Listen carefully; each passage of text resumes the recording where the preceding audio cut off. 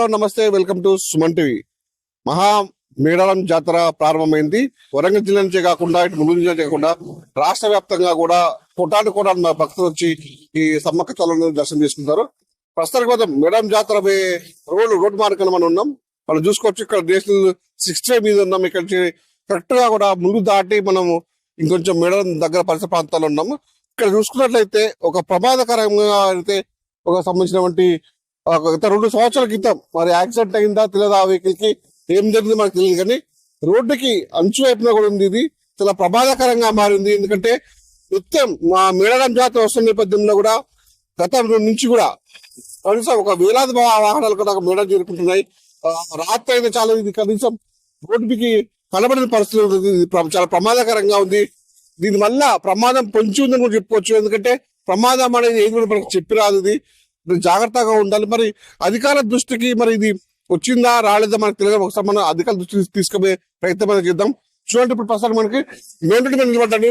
కనీసం నాకు ఒక ఊరడి వైపు ఉన్నటువంటి ఒక ప్లేస్ లోనే రోడ్డుకి ఆనుకుని మాత్రం ఇది ఉంది. చూసుకోవచ్చు, వెహికల్స్ మాత్రం తీరా ఒకవేళ మాత్రం ట్రాఫిక్ జామ్ మాత్రం బాగా అయితే మాత్రం దీని వాహనాలు ఒకటి వాహనం వచ్చే నేపథ్యంలో మాత్రం దీనికి చూడకుండా దీనికి డాష్ ప్రమాదం ఉంది. రేణుపల్లి ప్రమాదం కొని తెచ్చుకునే ప్రమాదం ఉంది. అంటే వృద్ధి చెందాల్సిన అవసరం కూడా ఉందని చెప్పేసి మనకు దివాళ తెలుస్తుంది. మరి ఇంత నిర్లక్ష్యంగా మరి అధికారులు ఎందుకు వివరిస్తారు? చూడొచ్చు, 2 సంవత్సరాల క్రితం మరి ఇక్కడ పక్కన పాడుపడ్డదానికి వేశారు. పక్కన చూసుకోవచ్చు, ఇక్కడ అంటే forest check post Mulugu Telangana ప్రభుత్వం అటవీ శాఖ ఫారెస్ట్ చెక్ పోస్ట్ అని చెప్పేసి కూడా ఇక్కడ ములుగు రేంజ్ డివిజన్ కార్ అని చెప్పేసి ఆఫీస్ పక్కనే ఉంది.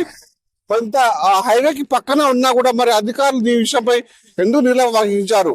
ఒకవైపు జాతర వస్తుంది, వేలాది వాహనాలు కూడా ఇటు రాకపోకలు కొనసాగిస్తూ ఉంటారు.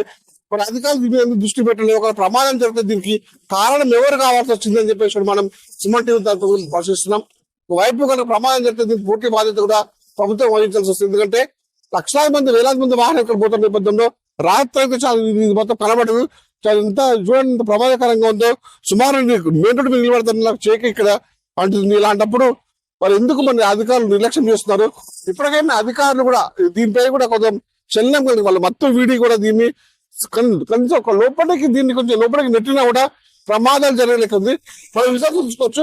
దీని మట్టి ఇక్కడ పక్కనే ఉందని చూసుకుంటే దీని బారిన పడి కూడా చాలా వాహనాలు కూడా కొంచెం డిస్టర్బెన్స్ అయి కూడా కింద పడ్డ సందర్భాలు ఇక్కడ చూసుకోవచ్చు. గాజు పెంకులు పగిలిపోయి అద్దాలు పగిలిపోయే సందర్భాలు కూడా ఉన్నాయి. మరి ఇవన్నిటికీ దేనికి కారణం, దేనికి సంకేతం అని చెప్పేసి కూడా చాలా మంది వాహనదారులు ఇక్కడ వాళ్ళు చెప్తే పరిస్థితి ఉంది. ఇప్పటికి కూడా విషయాలు చూసుకోవచ్చు, మీకు స్పష్టంగా నుంచి పెడుతున్నాను.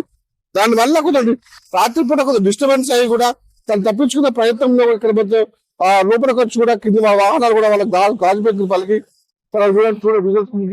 కూడా చూడండి ఎంత నిర్లక్ష్యంగా వహిస్తారో. నిర్లక్ష్యానికి నిదర్శనంగా ప్రభుత్వం చెప్పవచ్చు. ఎందుకంటే వాళ్ళ చిన్న పని అది, ఒక చిన్న పని మాత్రం అది.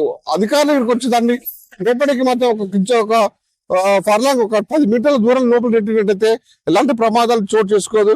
కానీ మనకి ఒక రోడ్ పై నుంచి చేతి పెడితే మనకు అందుతుంది. అలాంటి ఇంకా రాబో రోజుల్లో కూడా ఇవాళ రేపు వాహనాలు కూడా భారీగా పెరిగే ఛాన్సెస్ అవుతుంది. ఒకవేళ కనుక ట్రాఫిక్ ఎక్కువైపోయి కూడా వాహనాలు ఒక భారీ స్థాయిలో కనుక ఉంటే ఏంటి పరిస్థితి అని చెప్పేసి మన సుమన్ టీవీ తరపున ప్రభుత్వం నిర్ణయిస్తున్నాయి. ఇప్పటికైనా అధికారులు నిజమత్తు వీడి వెంబడే ప్రమాదాలు జరగకూడదని కాపాడాల్సిన బాధ్యత ఎంతైనా ప్రభుత్వం మీద.